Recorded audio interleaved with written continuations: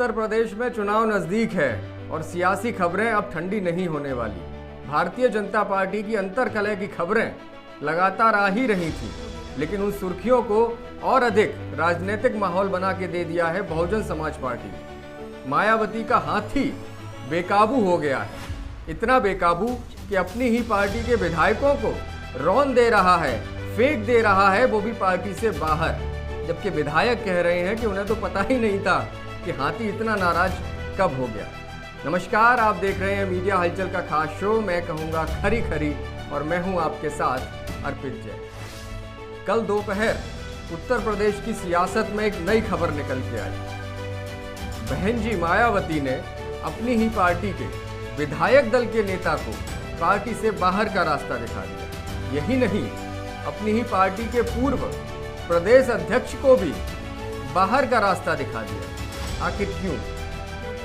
हाथी की चाल इतनी मदमस्त क्यों हो गई?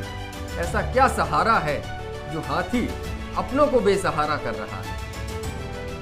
प्रदेश में बसपा की ताकत कितनी है ये किसी से छुपी नहीं है। दंभ भले ही कोई भरे, लेकिन हालात और सच्चाई क्या है वो सब समझते हैं। बहुजन समाज पार्टी ने पिछले चुनावों में, विधानसभा चुनावों में इतनी सीटें नहीं जीती थी कि वो सरकार बना पाए, ना ही इतनी सीटें जीती थी कि मुख्य विपक्ष की भूमिका में बैठ पाए। लेकिन वो कुनबा भी अब संभल नहीं रहा है, या यूं कहें खुद ही बिखेरने पर तुली हुई है मायावती। उन नेताओं को पार्टी से बाहर का रास्ता दिखा रही हैं जो उनके सबसे विश्वसनीय होते थे, जिन्होंने बसपा को खड़ा किया, जिन्होंने बसपा को पाला पोसा, जिन्होंने बसपा के हाथी को छोटे से बड़ा कर दिया। लेकिन वही हाथी अब इन नेताओं को पार्टी से दूर फेंक रहा है।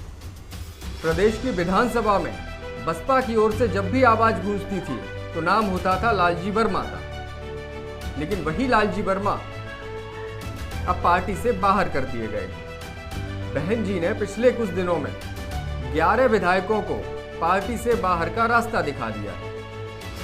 अब विधानसभा में पार्टी के महज 7 विधायक बचे हैं, और अब तो सवाल ये उठने लगे हैं कि ये 7 भी आखिर चुनाव तक टिकेंगे या चले जाएंगे। अब इनमें से कई नेता खुले तौर से तो किसी दूसरे दल में नहीं गए हैं, लेकिन उनके रिश्तेदार, उनके बेटे, उनकी पत्नियां, उनके पति दूसरे दल को ज्वाइन कर चुके हैं, और खुद वो इसलिए टिके हुए हैं कि ताकि उनकी जो विधायकी है वो बनी रहे। दल बदल कानून के अंतर्गत उनकी विधायकी ना छीन जाए, लेकिन उनकी निष्ठा अब कहाँ है ये किसी से छुपी नहीं। वहीं यूपी की राजनीति में मायावती भी सुसुप्त पड़ी हुई हैं। कभी वो ट्वीट कर देती हैं या कभी उनका बयान आता भी है तो वो इतना सधा और संतुलित होता है कि समझ नहीं आता कि वो सत्ता पर हमला कर रही हैं या विपक्ष की किसी पार्टी पर। एक और खबर जो प्रदेश में चल रही है, जो अफवाह चल रही है, या जो सियासी पंडित मायने निकाल रहे हैं, वो ये है कि मायावती आने वाले चुनावों से पहले फिर से गठबंधन कर सकती है, और इस बार गठबंधन बुआ बबुआ का नहीं बल्कि बाबा और बुआ का होगा। यानी भाजपा के साथ गलवैया करने को मायावती तैयार दिख रही है। बस बेचैनी दोनों तरफ से इतनी है कि भाजपा समझ नहीं पा रही कि उनको साथ ला करके फायदे में रहेगी या नुकसान में, और बहुजन समाज पार्टी अपनी तरफ से कह नहीं पा रही कि हम आपके साथ आना चाहते हैं। मायावती की राजनीति की समस्या क्या है उसको जरा समझिए। बसपा की कहानी इतनी भर है कि मायावती के बाद बसपा में कोई बड़ा नेता नहीं दिखाई दे रहा। मायावती अकेले ही मोर्चे पर टिकी है।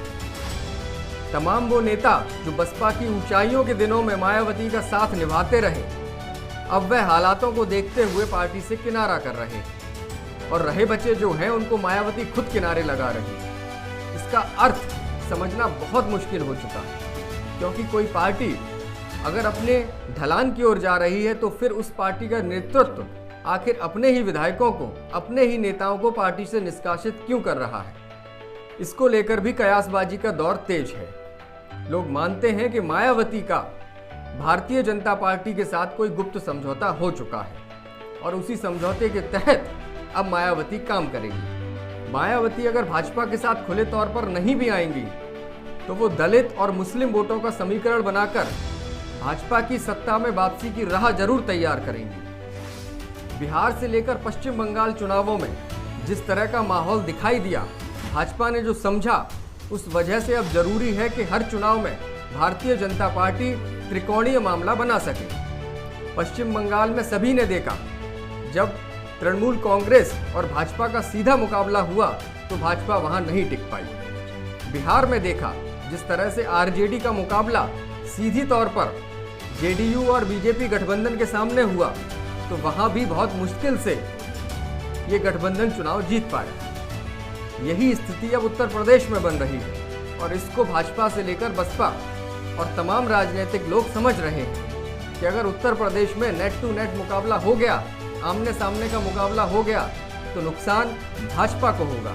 इसीलिए भारतीय जनता पार्टी में खुले तौर पर मायावती नहीं जा रही, बल्कि वो मुस्लिम नेताओं के साथ एक ऐसी जुगलबंदी तैयार करना चाह रही हैं कि उनको प्रदेश में भाजपा और सपा के बाद तीसरे विकल्प के तौर पर देखा जाए और उन सीटों पर जहां पर दलित और मुस्लिम मतदाता बहुतायत में है, वह अपने उम्मीदवारों को जिता सकें या फिर इतने वोट दिला सकें कि समाजवादी पार्टी वहां ना जीत पाए।